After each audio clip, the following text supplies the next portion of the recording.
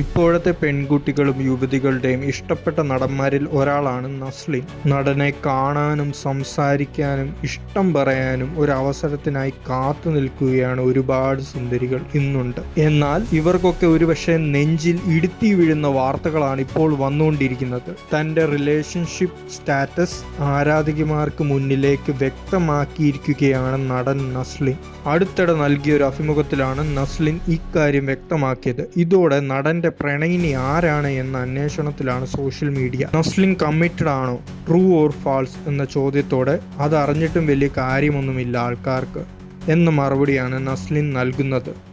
ഉണ്ട്, കാര്യമുണ്ട് എന്ന അവതാരിക പറഞ്ഞതോടെ കമ്മിറ്റഡ് ആണ് എന്ന് നസ്ലിൻ സമ്മതിക്കുകയായിരുന്നു. ഇതോടെ യുവനടി അനാർക്കലി നാസർ ആണ് തന്റെ പ്രണയിനി എന്ന അഭ്യൂഹങ്ങളാണ് ഉയർന്നു വരുന്നത്. നസ്ലിൻ അനാർക്കലിയുമായി പ്രണയത്തിലാണ് എന്ന അഭ്യൂഹങ്ങൾ നേരത്തെയും പ്രചരിച്ചിരുന്നു.